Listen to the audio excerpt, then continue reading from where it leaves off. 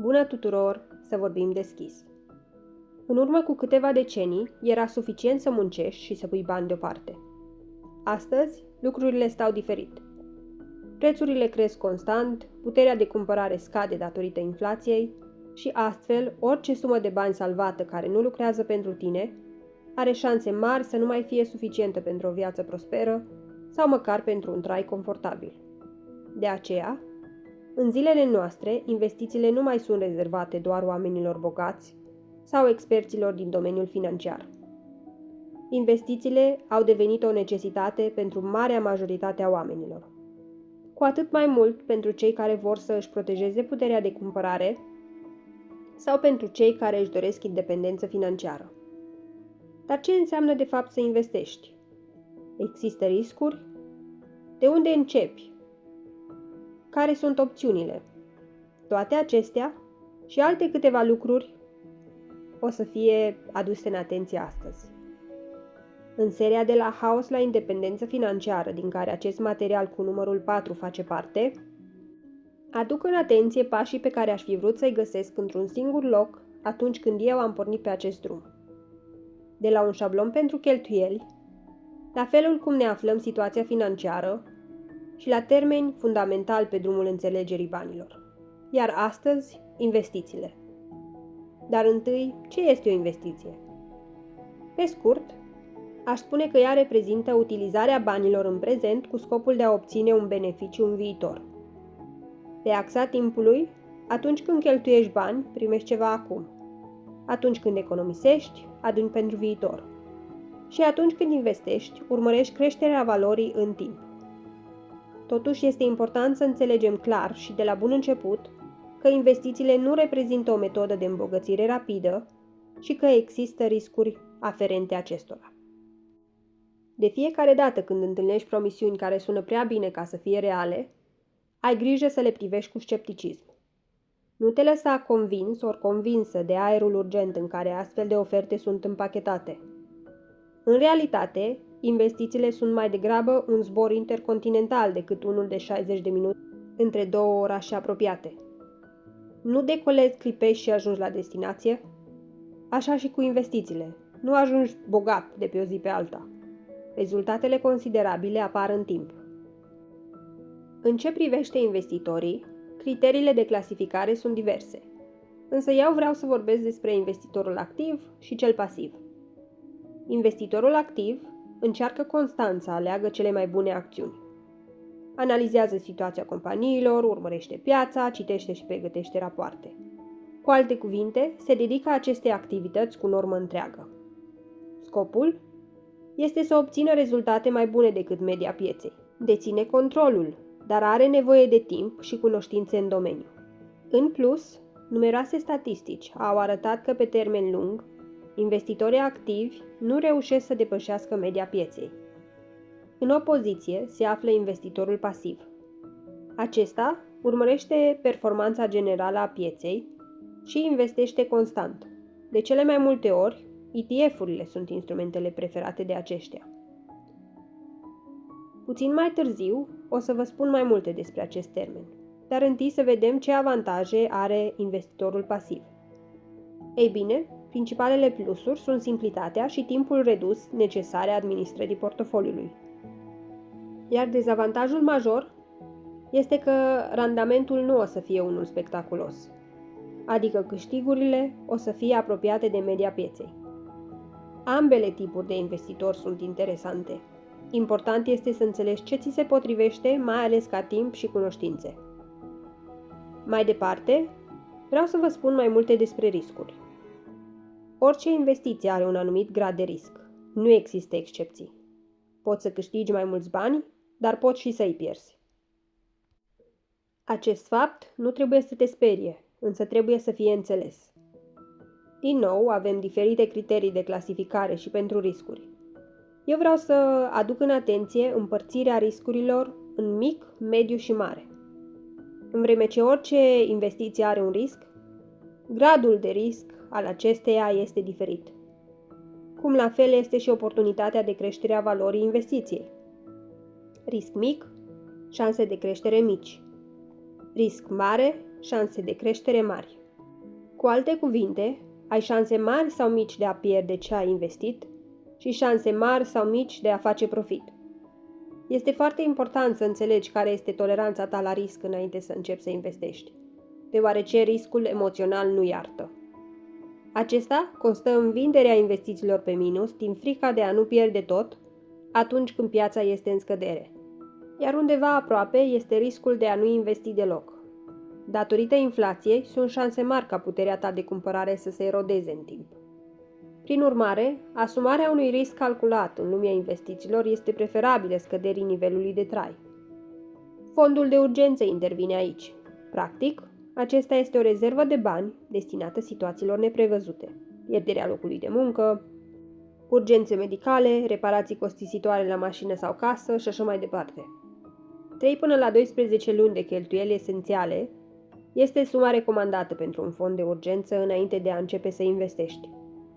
Această sumă de bani poate să facă diferența atunci când problemele apar și valoarea pieței este scăzută.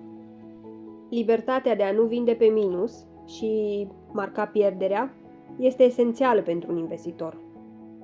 Acest fond de urgență nu este o investiție, ci o rezervă accesibilă de bani menită să ofere siguranță și liniște. Practic, este diferența dintre un investitor care vede și înțelege riscurile și unul care le ignoră. Mai departe, avem diversificarea, un alt mod de a mitiga riscurile. De altfel, este unul dintre cele mai importante concepte din lumea investițiilor. Șansele sunt, că ai auzit expresia, nu pune toate ouăle în același coș. Exact acesta este principiul diversificării. Nu investești într-o singură companie, industrie sau țară, ci ai grijă să-ți distribui banii în mai multe direcții. Poți inclusiv să diversifici clasele de active pentru a te asigura că nu pierzi totul dacă compania aleasă intră în faliment sau dacă industria unde ai investit este înlocuită de alta.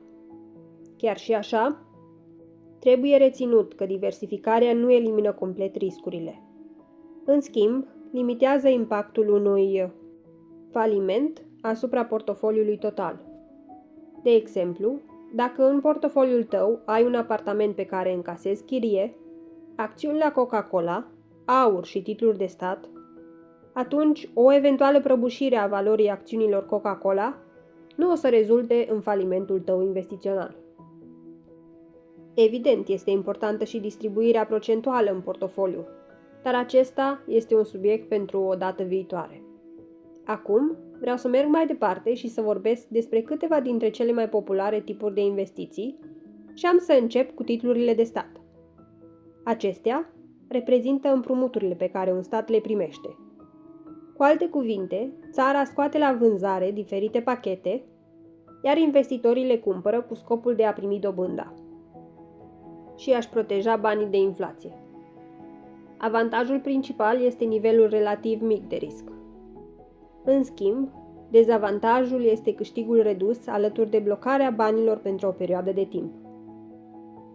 Aș spune că principiul acestui tip de instrument este similar cu depozitele la termen, doar că aici nu banca primește banii. Mai departe avem ETF-urile. Un Exchange Traded Fund reprezintă în termeni simpli un coș de acțiuni ale unor companii diferite. Astfel că atunci când cumperi un ETF, ai deja parte de diversificare. Iar aceasta, costurile reduse și simplitatea instrumentului, îl face avantajos, dar și popular printre investitorii pasivi. Dezavantajul lui principal este faptul că ETF-urile urmează evoluția pieței, prin urmare, dacă aceasta scade, la fel o să facă și ETF-urile. Ca nivel de risc, eu le-aș încadra la mediu, ceea ce înseamnă că și șansele de câștig sunt la fel. Apoi, avem un alt instrument, și anume acțiunile individuale. Practic, atunci când cumperi acțiuni individuale, devii proprietarul unei mici părți din acea companie. Dacă aceasta evoluează favorabil, valoarea investiției tale poate crește semnificativ, acesta fiind avantajul principal. Pe de altă parte, dacă compania întâmpină probleme, riști să pierzi banii investiți. Oportunitatea de înmulțire este mare, dar la fel este și riscul. Mai departe avem imobiliarele. Investițiile imobiliare sunt foarte populare, aș spune eu, pentru că majoritatea oamenilor înțeleg nevoia unei locuințe. Potențialul de a genera venituri din chirii și oportunitatea de a crește ca valoare în timp, alături de natura tangibilă a acestei investiții, reprezintă câteva dintre avantaje. Totuși, necesitatea unei sume mari de bani pentru achiziție, costurile de întreținere și gradul de ocupare sunt dezavantaje considerabile alături de gradul de lichiditate redus. Altfel spus, timpul necesar pentru a vinde și a intra în posesia banilor. În ce privește gradul de risc, acesta trebuie calculat pentru fiecare imobil, deoarece vârsta, locația acestuia și alți factori trebuie considerați. Și ultimul instrument despre care vreau să vorbesc astăzi este aurul. Acesta e folosit de secole ca metodă de păstrare a valorii. În general, rolul lui într-un portofoliu este unul de diversificare și unul de protecție în perioadele de incertitudine financiară. Acest rol de activ defensiv este avantajul și dezavantajul principal. Felul în care generează profit este diferit de cel în care o face o acțiune individuală. Și astfel, în mod general, aurul nu este o investiție principală în portofoliul unui investitor. Indiferent dacă vrei stabilitate financiară sau independență financiară, investițiile sunt un instrument puternic. Totuși, nu există investiția perfectă. Succesul vine din învățare, disciplină, răbdare și consecvență. Dacă înțelegi riscurile, construiești un fond de urgență, alegi o strategie care ți se potrivește, diversifici și investești pe termen lung, atunci ești pe drumul cel bun. Ești încă aici cu mine? Îți propun să-mi spui în comentarii care tip de investiții aduse în atenție astăzi ți se pare cel mai simplu și dacă acest material ți-a fost util, aș aprecia dacă l-ai distribui în cercul tău de prieteni. Disclaimer. Scopul acestei prezentări este exclusiv educațional și nu ar trebui să înlocuiască consultarea unui specialist autorizat. Atât pentru astăzi. Până data viitoare, zile însorite și nopți odihnitoare.